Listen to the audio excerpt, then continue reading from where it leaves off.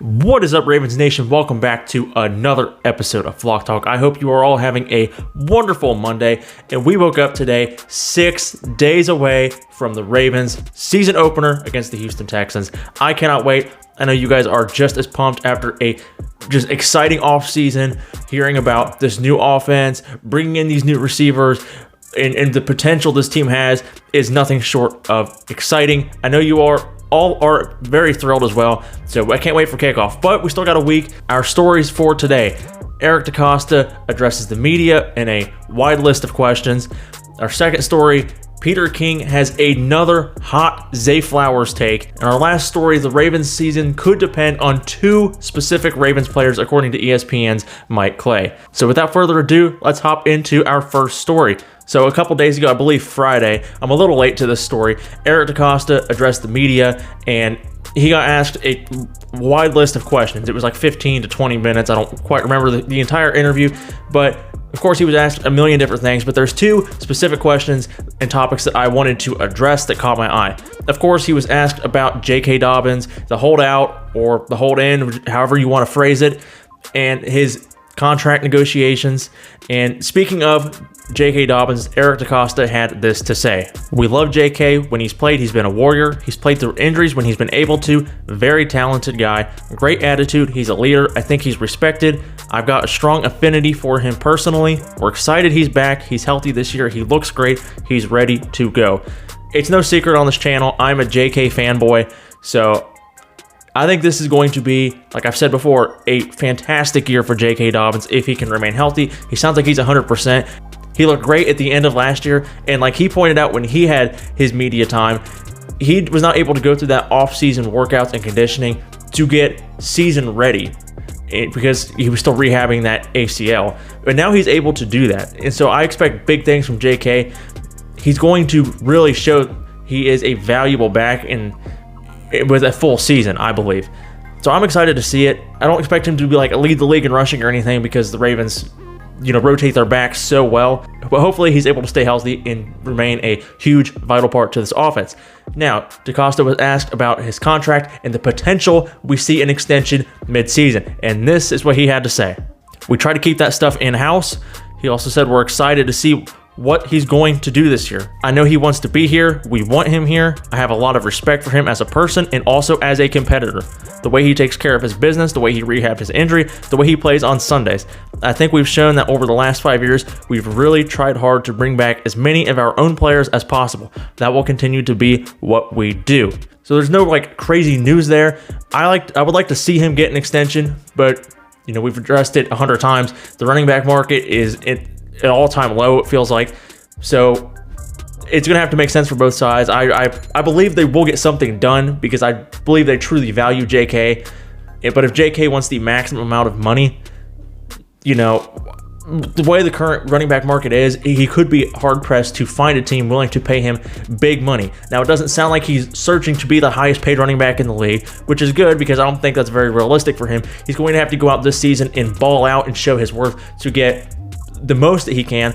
But just the way the market is, I just don't see a top dollar contract. But I think he's going to do very well. I hope they bring him back. They could have another contract predicament coming this offseason with JK if Patrick Queen comes out and is a big-time linebacker and has that level up that I believe he can. He looked really good last season, and if he can get even better and have a breakout year, partnered with Roquan Smith a full season, things could get interesting with the contracts. They just paid Roquan, making him the highest paid linebacker in the NFL. Of course, Lamar Jackson just got a massive deal, so it'll get interesting. But hey, that's why Eric Decosta's paid the big bucks. That's his specialty. I have confidence in him that he will get it all done and hopefully retain as much of the team as he can. He was also asked about Trey Lance and the rumors that the Ravens were interested in acquiring Lance. And he said, "That's just bad reporting. If somebody calls you and asks if you're interested in a player and you say no, does that mean you're interested in that player? We've got good quarterbacks. We love our quarterbacks, and we weren't looking to add any quarterbacks at all this training camp."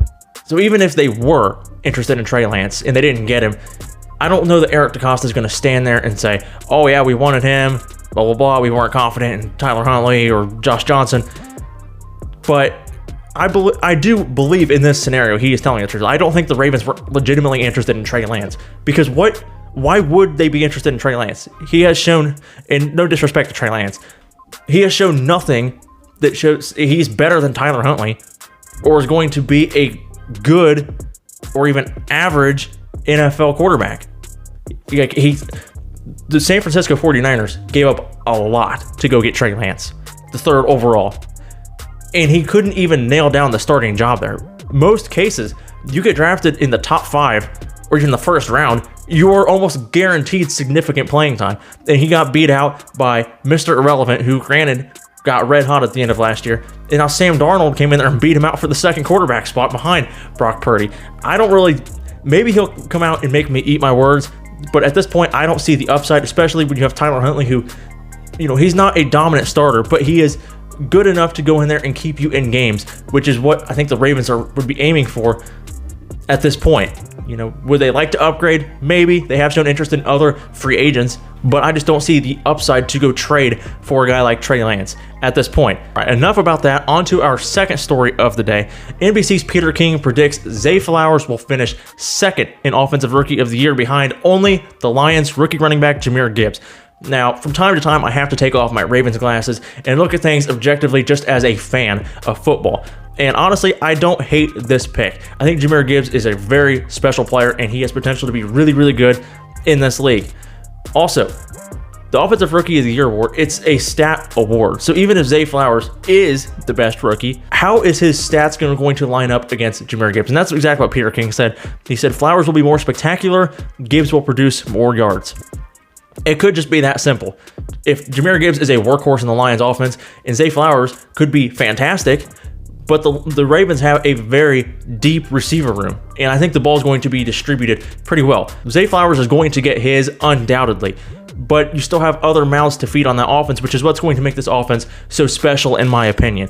I do expect big things from Zay Flowers, and I am rooting for him to bring home the award, but we'll just have to wait and see. I think Jahmyr Gibbs is also going to be really good, but Zay is absolutely, I think, going to be dynamite when the season starts. Now for our final story of the day, ESPN's Mike Clay says the Ravens season could depend on 2 players. 1, Odell Beckham Jr. and Lamar Jackson. He writes, if Baltimore is going to overtake the Bengals in the AFC North and perhaps the Chiefs in the AFC, it's going to require healthy seasons from Jackson, 5 games missed each of the past 2 seasons, and 30-year-old Beckham, 1 full season since 2017 and was out all of 2022. That might be a tall order, but this duo has lethal upside in a new-look offense under coordinator Todd Monken. I agree, and then I slightly disagree. Okay, all due respect to Mike Clay, Odell Beckham Jr. is going to be a big part of this offense. It's the reason they brought him in and paid him $15 million coming off in his 2nd ACL tear. Not many teams, I think, are willing to do that.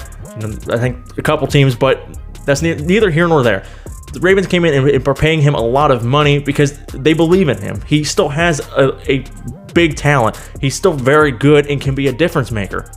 I believe all of that. The Ravens obviously do. So he is going to be important. That being said, I do not expect Odell Beckham Jr. to trot out there all 17 games. He has, like this pointed out, had 1 full season since 2017. We know his lengthy injury history. That doesn't usually get better and easier the older you get. I expect him to be out a few games. If he's able to suit up and be healthy for all 17 games, I'll be as happy as anybody. But I just don't know if that's realistic given Odell Beckham Jr.'s injury history. Like I said, I hope he's fully healthy all season, but I'm not going to be surprised if he doesn't suit up 2 or 3 games, or maybe more. Hopefully not, but at least 2 or 3 games. I wouldn't be shocked if he misses. Now on the second half of this equation, this team, just like in years past, even with the new offense, even with all these new wide receivers, this team still goes as Lamar Jackson goes, where everybody, of course, is important. Everybody from the center to the tackles, to the guards, to the receivers, to the running backs, to the tight ends, they're all important, and it's going to take all 11 guys on the field to make this offense special.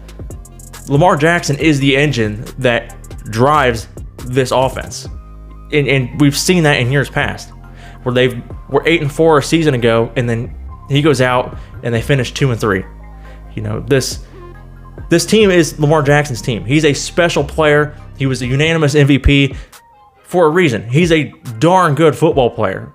So if I were to change one thing about this, Lamar Jackson's health is crucial, absolutely vital, non-negotiable.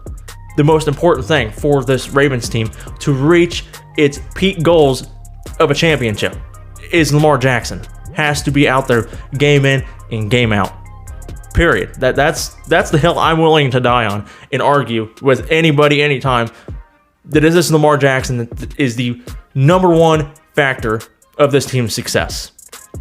But that's just my opinion. I want to know what you guys think in the comments. Do you agree with Mike Clay that Odell Beckham Jr. and Lamar Jackson are going to decide the season? Or do you agree that it's mainly more Lamar or somebody else entirely? Let me know in the comments. I want to know. Thank you all so much for watching this episode of Vlog Talk. I hope you're all having a fantastic day. Help me grow this channel by subscribing. Help this video in the algorithm by smashing the like button. And I will see you all in the next episode tomorrow. Go Ravens.